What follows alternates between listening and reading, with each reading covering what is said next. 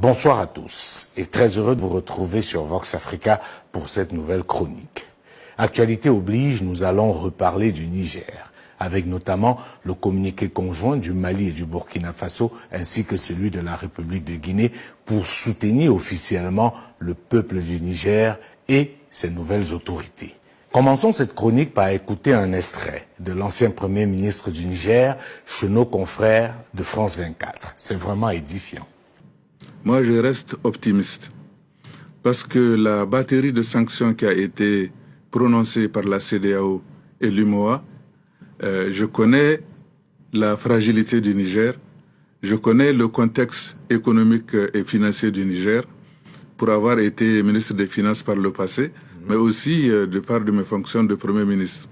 C'est un pays qui ne pourra pas résister à ce genre de sanctions. Sur le plan économique, ça va être une catastrophe. Sur le plan social, ça va être une catastrophe. Parce que le Niger, c'est un pays qui compte beaucoup sur son partenariat international avec les pays amis, avec les institutions internationales qui lui apportent beaucoup de soutien. Particulièrement en ce qui concerne le dernier semestre de l'année, c'est un semestre que nous bouclons généralement avec les aides budgétaires qui nous proviennent de l'Union européenne, de la Banque mondiale et du FMI en particulier, ainsi que de l'Agence française de développement. Donc, renoncer à ces appuis, c'est se faire harakiri. Et pour le pays, nous pensons que ça sera une catastrophe. Quand on écoute ce genre de dirigeants, on a envie de comprendre ce qui se passe aujourd'hui au Niger. C'est tellement pathétique. Comment un dirigeant de ce niveau peut se réjouir du fait que la population de son pays va souffrir du fait des sanctions illégitimes et totalement inhumaines infligées par la CEDEAO? Comment un dirigeant de ce niveau peut expliquer fièrement que son pays, qu'est le Niger, vit de l'aide? Cela démontre tout simplement son incompétence, son incapacité et même son illégitimité. Qu'est-ce qui peut expliquer qu'un pays aussi riche que le Niger, avec le potentiel qui est le sien, soit obligé de recourir à l'Union européenne, la Banque mondiale et je ne sais quelle autre institution internationale pour boucler toute une partie de son budget annuel? C'est tout simplement un désastre. Et quand on entend cela, on comprend qu'il est temps d'agir et d'agir vite. Revenons à présent sur la CEDEAO et ses fameuses sanctions. Qu'est-ce qui peut justifier aujourd'hui que la CEDEAO menace le Niger d'une intervention militaire? La CEDEAO a-t-elle une armée structurée?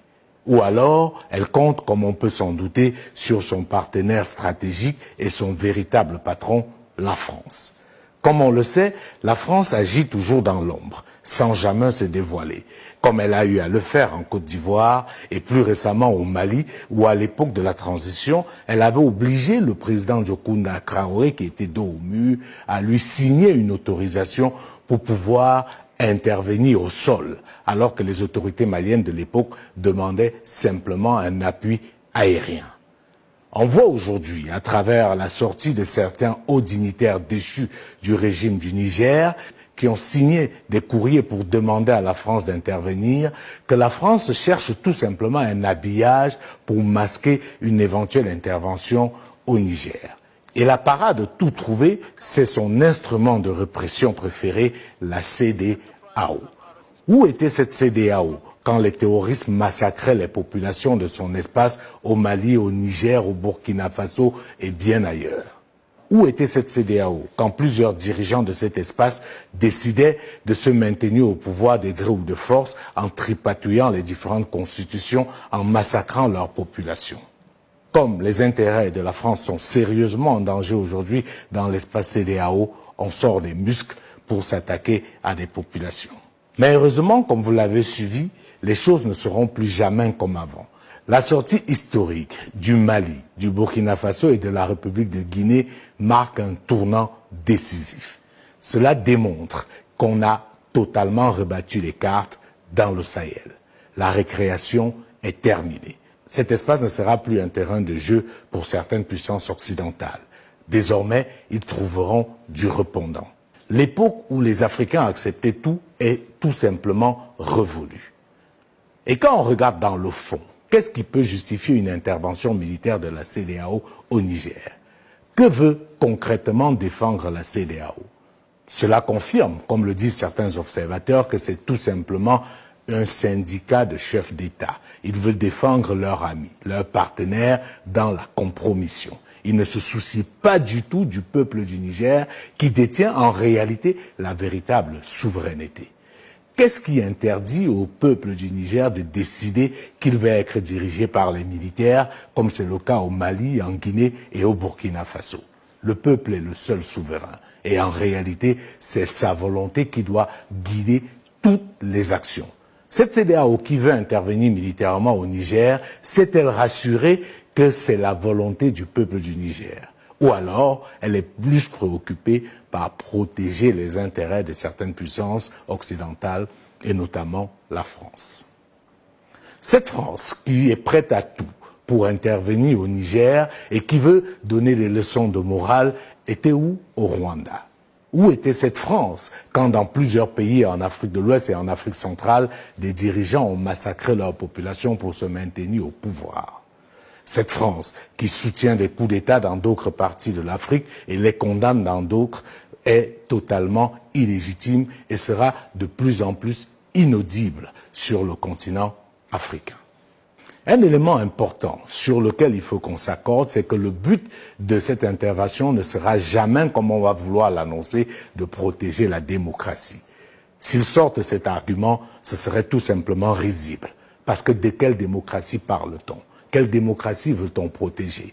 Quand on sait très bien que ce qui se passe dans la plupart des élections en Afrique, c'est tout simplement des mascarades. Nous avons des cas avec des documents avérés qui démontrent que des troisièmes ont été déclarés vainqueurs d'une élection en Afrique, avec la bénédiction, bien sûr, de ceux qui se présentent aujourd'hui comme des chancres de la démocratie. Nous avons aujourd'hui en Afrique des pays qui ont à leur tête des dirigeants qui sont là depuis 44 ans, 40 ans, 30 ans. Mais dans ces pays-là, on organise régulièrement des élections et on veut vous parler de démocratie. En réalité, personne n'est plus dupe. Les Africains ne doivent plus être les dindons de la farce. Il n'y a aucune démocratie à défendre.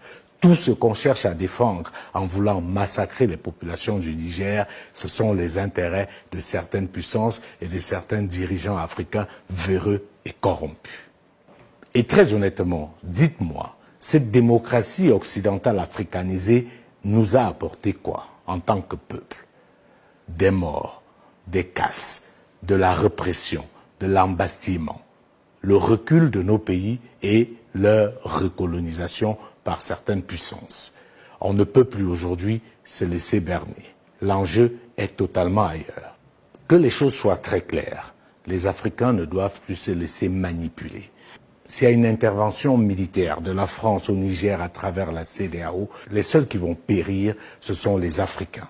Une fois de plus, nous n'allons pas nous entretuer entre nous pour protéger les intérêts de la France. Il faudrait que les uns et les autres qui soient en position de responsabilité fassent preuve d'un peu de lucidité.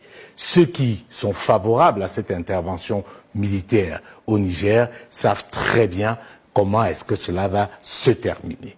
Ça risque de conduire à un véritable massacre, à un véritable désastre et même à d'éventuelles guerres civiles dans tout le Sahel. Mais ça, la France s'en fout. Ce qui l'intéresse, c'est de préserver ses intérêts. C'est à nous autres Africains de savoir où se situent les nôtres. Jusqu'à quand allons-nous continuer à jouer les marionnettes pour certaines puissances? L'autre chose, et on va sortir par là, où il faut comprendre le piège qu'est la démocratie, c'est que comparé à d'autres parties du monde, l'Afrique est la seule zone où on veut nous imposer une façon de gérer la cité. Prenez par exemple ce qu'on appelle les monarchies du Golfe, fort à propos. On parle bien de monarchie du Golfe et pas de démocratie. Vous voyez comment ces pays se sont développés en un temps record. Il y a 30 ans de cela, par exemple, Dubaï n'était qu'un vaste désert. Et on vous explique que ces pays se sont développés grâce à leurs ressources naturelles. Et vous voyez bien que ces ressources naturelles, on les a en Afrique et en abondance. Pendant que ces pays ont essentiellement du pétrole et du gaz, En Afrique, en plus du pétrole et du gaz, nous avons de l'uranium, nous avons du coltan, nous avons du manganèse, nous avons du bois et nous avons l'un des climats les plus favorables pour faire de l'agriculture. Alors expliquez-moi pourquoi le pétrole du Golfe, le gaz du Golfe peut enrichir le Golfe pendant que celui de l'Afrique appauvrit l'Afrique.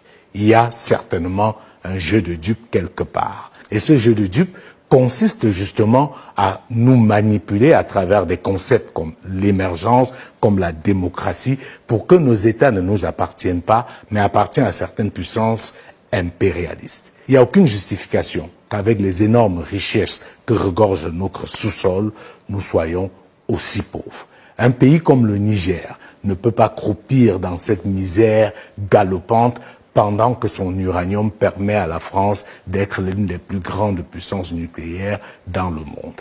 À un moment donné, chacun doit prendre ses responsabilités. Ce qui se joue aujourd'hui dans le Sahel est tellement important. Et il n'est pas question ici de recevoir des leçons de morale de qui que ce soit. Ce qui est en jeu n'est pas la démocratie, c'est la souveraineté, c'est la liberté, c'est la dignité. Et ça, chaque Africain, où qu'il soit, à quelque niveau de responsabilité où il se trouve, doit prendre sa part dans ce combat pour la libération totale et complète du continent. C'est un processus irréversible. Et ça, il va falloir que les uns et les autres se décident enfin à l'entendre.